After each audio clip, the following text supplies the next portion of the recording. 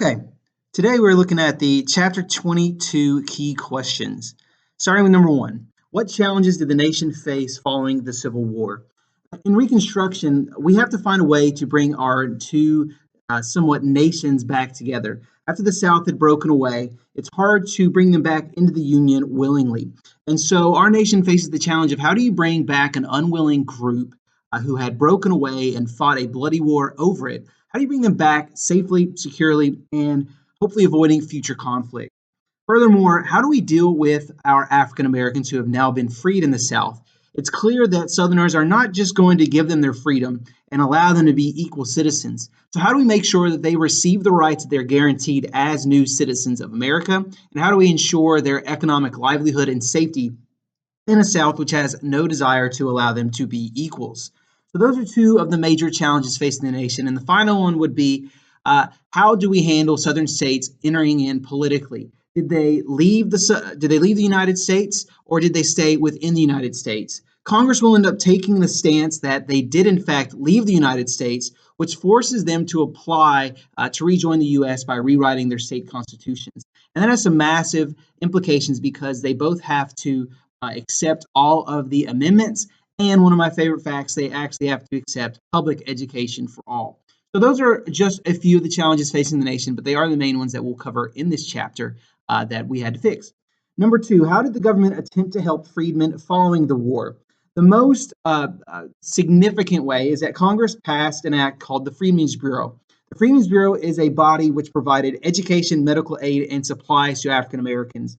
They needed education because clearly they had not been allowed to learn to read or write in any way as slaves.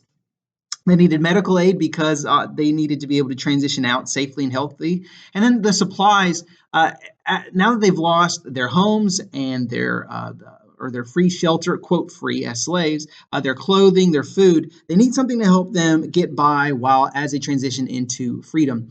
And so the Freedmen's Bureau provides all those things for them. The most significant is education because education allows for greater chance at full equality. And so building Freedmen's Bureau schools allowed Blacks of all ages to learn to read and write and thus improve themselves. Congress also attempts to protect Blacks' rights through the several amendments that are passed. The 13th Amendment ends slavery. The 14th Amendment guarantees equal rights and protection of those rights. And the 15th Amendment guarantees all men, regardless of color or previous condition of servitude, the right to vote. So Congress provides the Freedmen's Bureau for kind of temporary aid and help in transitioning. And then Congress passes those three Civil War amendments, which allow Blacks to have more legal equality. Number three, what were the purpose of Black codes? So as African Americans gained their freedoms in the South, it's not a surprise that whites in the South and leaders tried to return them back to how they were before the war. So these Black codes are laws passed right after the Civil War ends.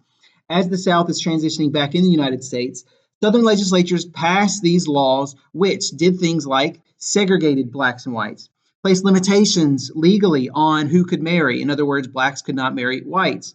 They limited their ability to assemble without whites present. They limited their weapon ownership. They did not allow Blacks to be on a jury, especially those that had white people in the trial. In some areas, they were not allowed to own property.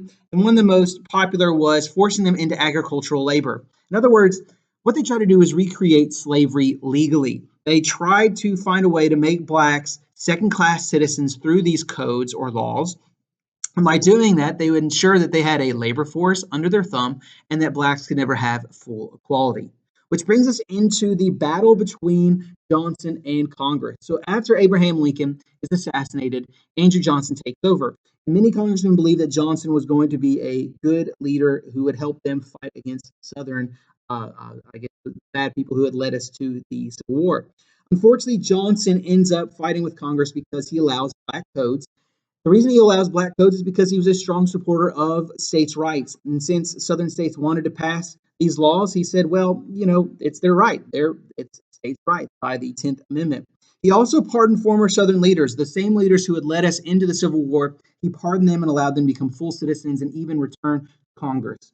And then he also vetoes the Freedmen's Bureau and the Civil Rights Bill, which would become the 14th Amendment. Now, interestingly, he vetoes them because he claims they are biased against white people. they are actually racist for blacks. So by fighting against all of the laws that the Northern Republicans had passed, trying to bring about change and positive change for blacks, Northern congressmen began to worry that they were basically returning to pre-Civil War conditions. Furthermore, Northern congressmen feared that with the increased representation of Southern states, because blacks are now full citizens and no longer 3/5 of a full vote, because they're now full votes, they decide that they are tired of him ruining their Reconstruction plan. And so they decide that they are going to trap him in an impeachment scheme, which brings us to step 4, or question 4. Question 5. Why was Johnson able to survive impeachment? Well, after standing in the way of so many different plans and laws, once the impeachment move is made, Johnson has to negotiate with senators to save his own hide. The agreement that he makes is that he will not stand in the way of future legislation. Because he makes that agreement, and also because he had not actually committed a crime, but rather was just kind of standing in the way of legislation. Because of those two things combined, Congress allows him to survive by one single vote in the Senate, and he's able to keep his job, although he does not stand in the way any longer. Once he is out of the way, that brings us to our next question. Why did Congress resort to military reconstruction? So when Johnson is standing out of the way, Congress is able to have their laws passed, the civil rights bills, the amendments. The problem is that the South continues to refuse to support African American rights. And so you have Charles Sumner and Thaddeus Stevens, two leaders, Northern Republicans in Congress, and they believe that troops are necessary to enforce the amendments and protect blacks' rights. Remember, because their rights were granted through amendments and military reconstruction, blacks are able to practice their rights. And that is because the military is there to protect them. As we'll cover in a question here in a second, whites were terrorizing and doing everything they could to stop blacks from getting the rights to vote. So with the military there, they felt safe going to vote. They felt safe asking for things. And so the military, as Sumner and Stevens believed, the military was a necessary and successful tool in protecting African American rights. Until 1876 and 77 that the military leaves, but by then, all Southern states are forced to accept the amendments, and we have many African American congressmen elected during that time period. And this brings us to the next question. And a lot of this has to do with how blacks received their rights, and it's because a lot of people supported Reconstruction. First, we have the Union Leagues. Union Leagues were African American organizations that united blacks together and helped and encouraged them to vote. They would lead voting drives. They would go and vote together. It was just a way for them to unite together and support each other in their newfound political rights and their freedoms. And then you have other groups like scalawags. Now, the next two terms are actually derogatory terms created by the South or by white Southerners. Scalawag is someone who was a Southerner who supported Reconstruction. This is a negative term because it's technically a runt goat who was worthless and typically would be cast out.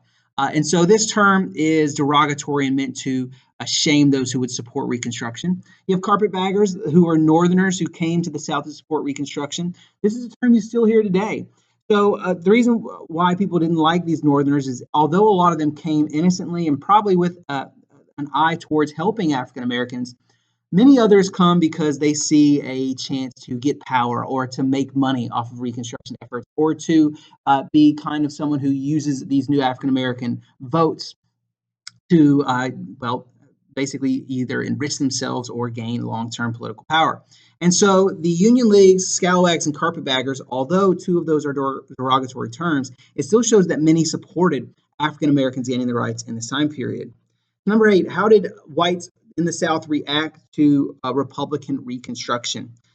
So the term redeemers. Many white Southerners attempted to, quote, redeem the South and return it to pre-war political status.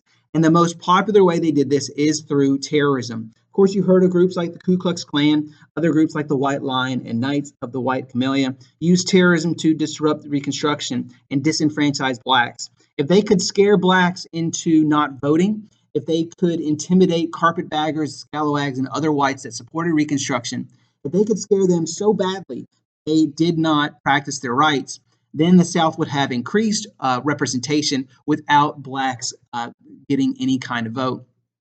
So these groups use terrorism and other ways to scare blacks from voting and to scare others from supporting them. Luckily, the government during military reconstruction passes the Force Acts, and they're able to stop these terrorist groups from continuing throughout the 1870s. However, their actions continue behind the scenes, and as we know, stretching into the 1900s, African Americans do have their rights taken away from them. Finally, number 9, why were women upset with the Reconstruction effort? The 13th, 14th, and 15th Amendment all helped African Americans, but unfortunately, the 14th and 15th Amendments completely left women out of it. And so you have women like Susan B. Anthony, who had supported abolition throughout their time as reformers. And right as they are able to accomplish African Americans getting their freedom and equal rights, the word male is actually put into the 14th Amendment, implying that only men have the right to vote.